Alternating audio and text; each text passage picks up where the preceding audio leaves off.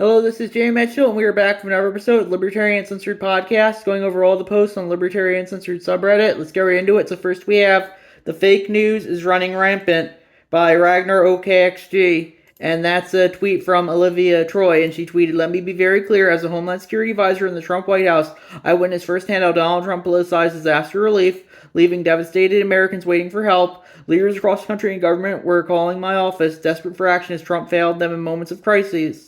How today he's once again failing Americans by distorting the facts and spreading lies. The reality, the Biden-Harris administration is stepping up in the aftermath of Hurricane Helene with decisive leadership and a swift, effective response."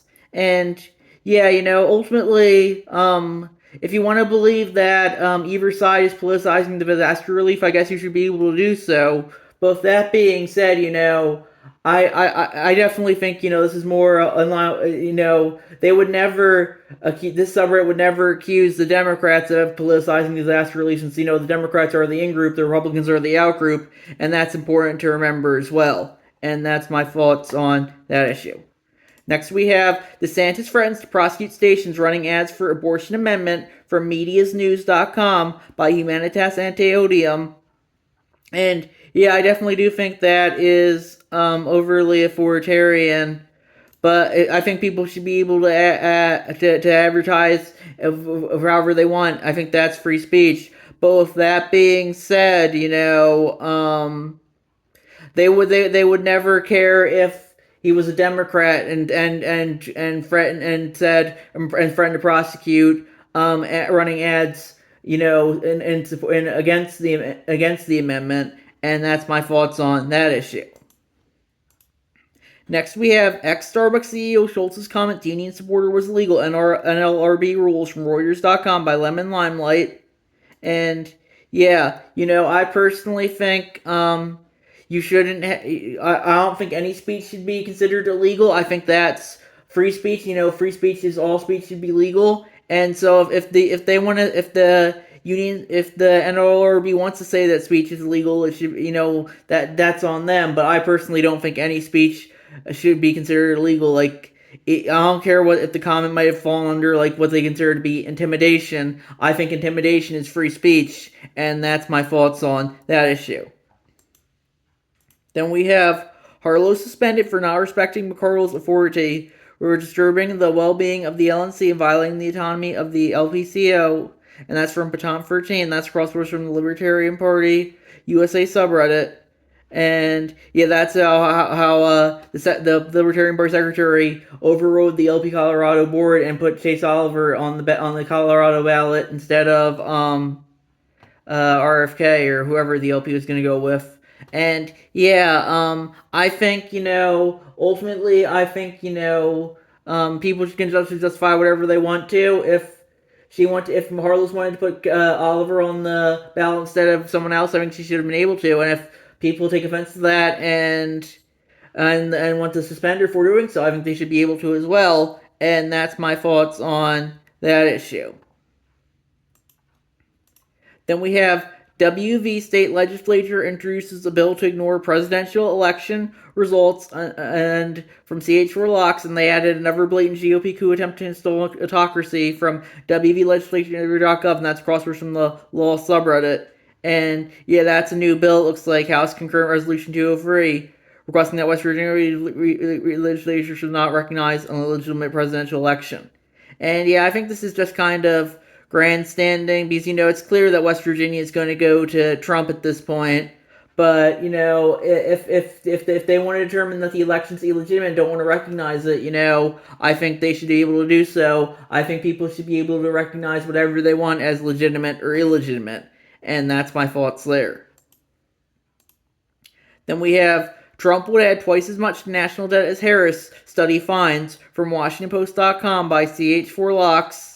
And yeah, I think this is kind of DNC propaganda. The Washington Post is clearly a DNC propaganda rag. I don't think Trump would be I think Trump and Harris would both add to the national debt. But, I definitely don't know if Trump would add that much more. I don't think it really matters which one of them wins. I think we're pretty screwed regardless, because the president's mostly just a figurehead.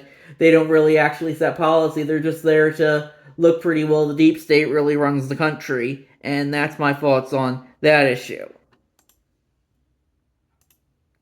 Then we have GOP state senator tells native candidate to go back where you came from the independent.com by CH4Locks. And yeah, I don't think that's a good look. But, people say a bunch of stupid stuff, and sometimes, you just gotta get over it. And that's my thought on that issue. Then we have I'm Not Libertarian by Like Some Libertarian Principles by Zalaru, and they said, that was the self-post they made, they said, hello, I will present my political opinion. Feel free to add constructive criticism. I used to believe that comprehensive government would be good for society because of failures, inefficiency, and lack of freedom. I abandoned lots of those beliefs and now I agree with some principles of libertarianism, but I never follow 100% political philosophy, and I still have some statist views. I hate leftism because it represents rich people and harms the middle class. Freedom is more important than democracy. We use democracy to ensure freedom. However, when the majority chooses to restrict the freedom of the people that disagree with the subject, there is a flaw. People shouldn't be forced to pay taxes for a policy that they disagree with. If the policy is really important to society, it should be approved in a referendum with at least 75% of the votes to force people to comply with what they don't want. I'm gonna take a break from reading that. I would personally disagree with that. Even if 99.9% of society wants something, but someone else doesn't, it's still not libertarian to force them to do something. And that's my thoughts on that issue. So back to their post. Libertarianism seems to be the next social evolution successor of the current democracy. If multiple people disagree about a subject, it's fair that each one does what they prefer separately without a central authority imposing unified rule. I'd agree with that. Then counties municipalities should have a stronger power and autonomy than the hosting national government. Centralized government is terrible. People from other areas shouldn't rule over areas where they don't dwell. Big countries don't work well. Labor laws treat workers as dumb children because adult workers can't refuse bad proposals. Unified rules exist to create unemployment. There is no point in the government offering a service to money of taxpayers instead of letting people choose to provide a private provider. There's no free lunch. Everything that is free is actually paid in taxes. Very true. If you want to mitigate poverty, you should practice voluntary charity. It may have more effective methods and is better to avoid fraud. If charity is enough, there are no fair solution. Forced charity is robbery. To seek justice by injustice isn't really justice. With more freedom and less taxes, people will be able to fund more projects for philanthropy or hobby. If a project has enough donors, it is more democratic than social democratic governments. As long as the non-aggression principle is followed, everyone should have the right to reject anyone. EAX refuses to give a job at their own private business for any reason: clothing style, nationality, religion, subculture, lifestyle, wealth level, etc., or complain about unwanted ones about woke censorship. Although in many cases the rejection may be a stupid decision, it isn't a reason to violate someone's freedom. Affirmative actions are like nobility titles and ignore the skills. And I'd agree with all that. And they said, however, there are some areas where I believe the government should manage. The government should own natural monopolies. Water and power distribution don't have concurrency and can't take advantage of a free market. When a privatized company goes bankrupt, the losses paid by the government is corruption. The government should regulate the environmental impacts. I don't believe in liberal environmentalism, which prophesizes that customers will voluntarily choose ecological products for a higher price. The regulation is also an act of providing security because environmental damages are bad for the economy and the health. The government shouldn't impose regulations to prevent frauds in commerce, industry, and labor market as long as the regulations aren't paranoid. The government should fight neuromarketing as well. It should mitigate information asymmetry because it is a terrible market failure that makes fools of other people. The government should help with the health providing vaccines because no one should be free to spread contagious viruses. The government should act during a pandemic to provide needs for people because people can't work during a lockdown. And I personally disagree with all that. I think those are all well-intentioned, but, good intentions don't always equal good results. I think we need to prioritize individual freedom over forced collectivism, and that's my thoughts on that issue. And they also added radical views that libertarians hate. The government isn't the only source of tyranny. A minimal government may leave a power vacuum in some sectors where a corporatocracy will rule and restrict freedom of the people. The government should restrict the market share of big corporations and force the division of big corporations. The free market has market failures, and monopoly and oligopoly are like authoritarian institutions. And my thoughts on that would be, I personally think corporatarianism is very much a problem, but I don't think government authoritarianism is the answer. We need the people to regulate the corporations, not the government. Then they added, the government should ensure the availability of housing and prevent speculation because speculation doesn't produce anything. If it's to impose taxes to individuals who own lots of buildings or use another strategy, the number of real estate is limited and people that don't have their own home aren't free. The government should restrict immigration. Big cities, high demographic density have a lot of problems. Decentralization is better. The government should restrict bad things: drugs, prostitution, junk food, prohibitionism, fake profits, etc. because people that slave or drugs or oils aren't free. And my thoughts on that would be, if people do want to trip out on the streets on drugs all day, I don't think they should do so. But it's their decision, not mine, and that's my thoughts on that issue. Then people that aren't policemen should own weapons. Privatization of police leads to neo-feudalism. Consumerism should be avoided. It's the engine of capitalism. It's terrible in the environment. People that are a slave of consumerism and work aren't free. In undeveloped countries, technology and industry are only provided by multinational corporations. Local citizens don't have money to start an industrial company. The country will always be poor. The government is the only entity be able to build industry in the country and protect it, even though there's unlikely to use of corruption, executive institutions. However, if they kick away the latter, the probability will be null. And finally, they said, in undeveloped countries, government should provide professional education and housing for poor people in order the next generation to have a good job and leave the property. It's long-term investment for permanent changes. People obvious policies aren't supposed to lead to permanent changes. And that was their post. I would agree with, like, I would say 60 to 70% of it. I think people should be able to do whatever they want, but I don't think, however noble the intention, that forced collectivism is ever justified, and that's my thoughts on that issue. Then we have The War on Backpage.com by HarryCut9721, and they said a very interesting 45-minute documentary film was just posted all about how the U.S. government censored Backpage.com. The feds took the second largest classified site down off the internet without a single hearing. The legal case is a preview for the coming governmental approach to large social media sites. Section 230 be damned. You can watch it for free here, and they provide a link to it. And yeah, that just goes to show you that the government can justify whatever it wants to, and sometimes they don't even need a court hearing for it. And yeah, that's why we need to resist their authoritarianism as much as possible, I would say. And that's my thoughts on that issue. Then we have Trump threatens CBS in 60 Minutes, demands major media apology over illegal Kamala Harris interview from DailyBuilder.com by Ragnarok XG, and that's crosswords from the Anything Goes News subreddit. And yeah, I definitely don't like how 60 Minutes edited the interview to make Kamala look better. But with that being said, I think they should be free. It's their they can justify whatever they want, and ultimately to tell them otherwise would be authoritarianism, and that's my thoughts on that issue. Then we have Whale from Dirtballs, and that's a cross post from the Neo-Feudalism subreddit.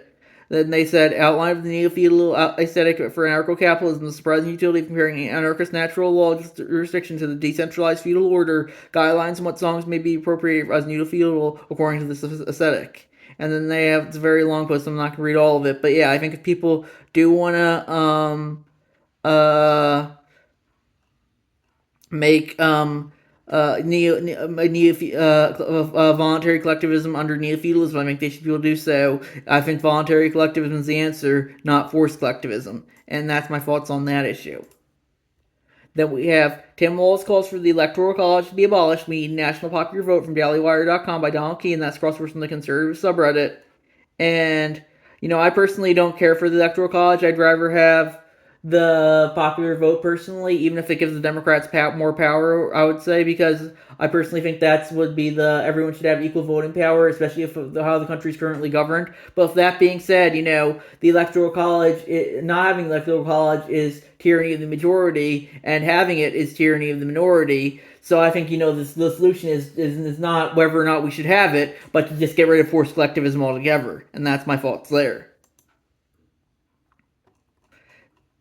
Then we have